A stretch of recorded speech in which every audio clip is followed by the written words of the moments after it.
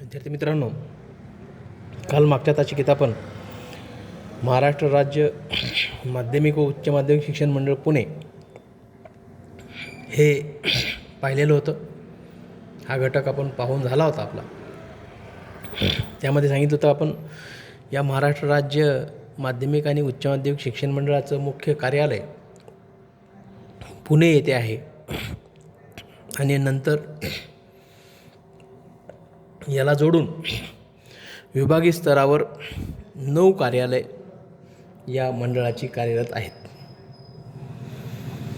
त्यामध्ये कोणती 9 कार्यालय आहेत ते पण मी तुम्हाला सांगितलं होतं. त्यामध्ये पुणे आहे, औरंगाबाद आहे, नाशिक आहे, नागपूर आहे, अमरावती आहे, कोल्हापूर आहे, मुंबई आहे, लातूर आहे आणि कोकण राज्य मंडळाची ही विभागीय कार्यालय आहेत.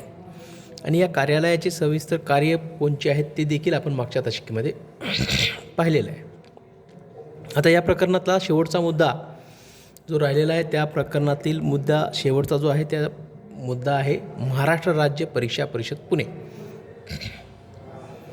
जसं बोर्ड महाराष्ट्र राज्य माध्यमिक आणि उच्च माध्यमिक मंडळ जसं काम करतं, तसं बऱ्याच व्यावसायिक अभ्यासक्रमाच्या परीक्षा राबवण्याचं काम महाराष्ट्र राज्य परीक्षा परिषद पुणे हे कार्यालय करतं. उदाहरणामध्ये DEDच्या परीक्षा असतील, TTCच्या परीक्षा असतील, त्याचे प्रमाणपत्र असतील, CPचे प्रमाणपत्र CPEDचे असतील, ह्या अशा NTSची परीक्षा असेल, त्यानंतर TET असेल, त्याला शिक्षक पात्रता परीक्षा म्हणतो आपण. अशा अनेक परीक्षा या परीक्षा विभागाच्या माध्यमातून परीक्षा परिषदेच्या माध्यमातून राबत असतात. हे आपल्याला या ठिकाणी सांगावं लागेल. आणि ह्या सर्व परीक्षा राबवून घेऊन याचे निकाल लावण्याचं काम परीक्षा परिषद करत असते. शालेय शिक्षण व व्यावसायिक शिक्षणाची संबंधित महत्त्वपूर्ण परीक्षा घेण्याचे कार्य महाराष्ट्र राज्य परीक्षा परिषद करते. आता शालेय शिक्षण आणि व्यावसायिक शिक्षणाशी संबंधित ज्या परीक्षा असतात ती तुम्हाला सांगितलं मी, त्या परीक्षा या परीक्षा परिषदेच्या माध्यमातून राबत असतात, परीक्षा परिषदेच्या माध्यमातून होत असतात. यावर शासनाचं नियंत्रण असतं. राज्य शासनाने त्या ठिकाणी देखील एक स्वतंत्र संचालक नेमलेला असतो. त्याला सहाय्य करण्यासाठी काही सहसंचालक असतात. आणि ही पण एक राज्य शासनाची एक स्वायत्त संस्था आहे. या संस्थेची स्थापना 1968 साली शासकीय परीक्षा मंडळ या नावाने झालेली आहे. 1968 साली शासकीय परीक्षा मंडळ म्हणूनच या संस्थेची स्थापना करण्यात आली होती. या पुढील काळामध्ये या संस्थेचे स्वायत्त परिषदेत रूपांतर करण्यात आले. नंतरच्या काळात याला स्वायत्त दर्जा दिला आणि स्वायत्त परीक्षा परिषदेत त्याचं रूपांतर करण्यात आलं. त्यानुसार 15 ऑगस्ट 2002 पासून ही संस्था महाराष्ट्र राज्य परीक्षा परिषद म्हणून ओळखली जाऊ लागली व या संस्थेचे मुख्य कार्यालय पुणे येथे आहे. हे मी तुम्हाला याआधीच सांगितलेलं आहे. अशा पद्धतीची या महाराष्ट्र राज्य परीक्षा परिषदेची पार्श्वभूमी आहे, जे की आपण आता पाहिली. त्याचा इतिहास आपण आत्ता पाहिला. आता महाराष्ट्र राज्य परीक्षा परिषदेमार्फत आयोजित केल्या जाणाऱ्या परीक्षा पुढील प्रमाणे आहेत. त्या कोणत्या आहेत हे आपल्याला या प्रकरणात अभ्यासायचं, या पॉईंटमध्ये पाहायचं आहे. त्यामध्ये पहिली परीक्षा सांगितलेली आहे प्राथमिक शिक्षण पदविका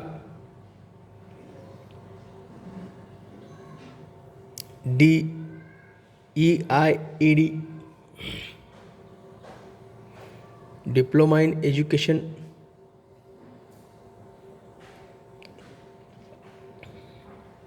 त्यानंतर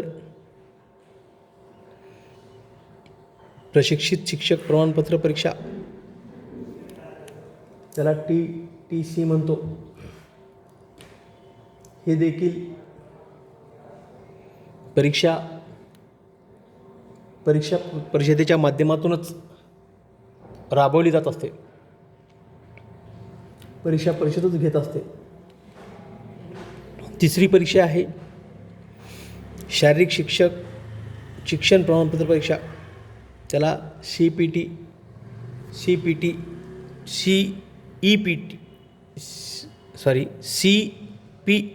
म्हणतात. शारीरिक शिक्षण प्रमाणपत्र परीक्षा CPED, जसं BPED असतं.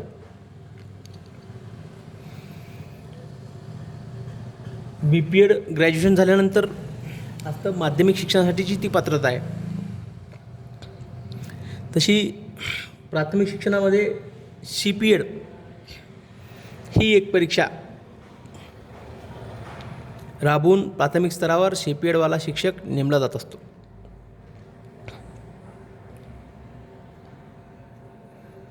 त्यानंतर पूर्व माध्यमिक शाळा शिष्यवृत्ती परीक्षा,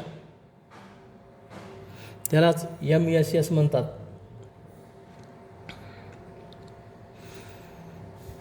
या शालेय स्तरावर अशा कॉम्पिटेटिव्ह एक्झाम राबवल्या जात असतात. त्या परीक्षा देखील या परीक्षा परिषदेच्या माध्यमातून राबवल्या जातात. त्यानंतर माध्यमिक शाळा शिष्यवृत्ती परीक्षा आहे, त्याला HSS असं शॉर्ट फॉर्ममध्येचं नाव आहे. त्याचबरोबर राष्ट्रीय प्रज्ञाशोध परीक्षा राज्य पातळीवर NTS, जे आपल्याला माहिती आहे, परिचित आहे. NTS परीक्षा देखील परीक्षा परिषदेच्या माध्यमातून राबवली जाते. त्यानंतर वाणिज्य प्रमाणपत्र परीक्षा, त्याला GCC या नावानं ओळखलं जातं. ही देखील परीक्षा वाणिज्य प्रमाणपत्र परीक्षा परिषदेच्या माध्यमातूनच राबवली जाते. पुढची परीक्षा आहे शिक्षक पात्रता परीक्षा, TET त्याला म्हणतो.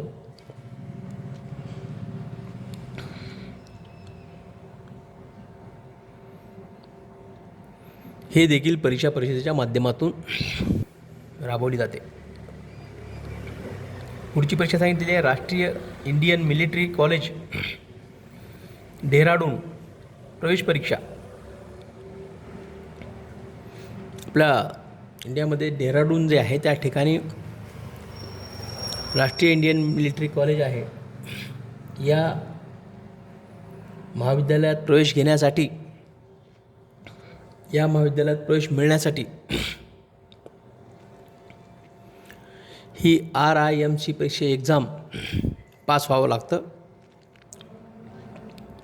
आणि ही एक्झाम पास झाल्यानंतर त्या राष्ट्रीय इंडियन मिलिटरी कॉलेजमध्ये प्रवेश मिळतो. म्हणून ही एक परीक्षा परिषदेच्या माध्यमातूनच राबवली जाते.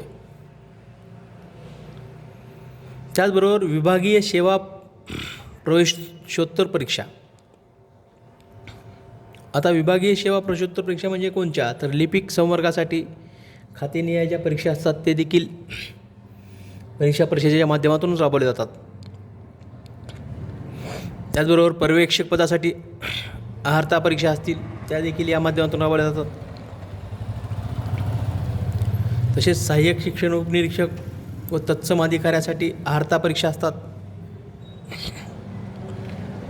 या परीक्षा देखील परीक्षा परिषदेच्या माध्यमातून घेतल्या जातात. आता या परीक्षा परिषदेच्या माध्यमातून ह्या कोणत्या कोणत्या एक्झाम घेतल्या जातात हे पाहिल्यानंतर पुढील मुद्दा आहे तो म्हणजे परिषदेची प्रमुख कार्य कोणती आहेत ते आपल्याला पाहिजे. त्यामध्ये परीक्षेसंदर्भात निवेदन प्रसिद्ध करणे हे देखील कार्य परीक्षा परिषदेचं आहे. ज्या परीक्षा घ्यायच्या त्या संदर्भात नोटिफिकेशन, त्याचं निवेदन प्रसिद्ध करणं हे कार्य परीक्षा परिषदेचं आहे. त्याचबरोबर परीक्षेचे ऑनलाईन आवेदनपत्र भरून घेणं व ते स्वीकारणं, त्याच्यामध्ये ते योग्य आहेत का नाही ते पाहणं आणि योग्य असल्यानंतर ते स्वीकारणं हे देखील कार्य परीक्षा परिषदेचं कार्य आहे. पुढचं कार्य सांगितलेलं आहे विद्यार्थी संख्येनुसार जिल्हानिहाय परीक्षा केंद्राची निश्चिती करणे. किती विद्यार्थ्यांनी फॉर्म भरलेला आहे, किती विद्यार्थी बसणार आहेत, यानुसार परीक्षा केंद्राची निश्चिती करणं, त्यानुसार प्लॅनिंग करणं, त्या परीक्षार्थींना चांगले परीक्षा केंद्र उपलब्ध करून देणं हे कार्य देखील परीक्षा परिषदेचं आहे. पुढचं कार्य आहे परीक्षा केंद्राच्या ठिकाणी सर्व सुविधा उपलब्ध करून देणे. जी परीक्षा केंद्र असतात त्या ठिकाणी विद्यार्थ्यांना सर्व सुविधा उपलब्ध करून देण्याचं कार्य देखील परीक्षा परिषदेचं आहे. हे देखील कार्य त्यांना पाहावं लागतं, हे देखील कार्य त्यांना करावं लागतं. सर्व गोष्टीचा विचार करून परीक्षा केंद्र निश्चित करावी लागतात.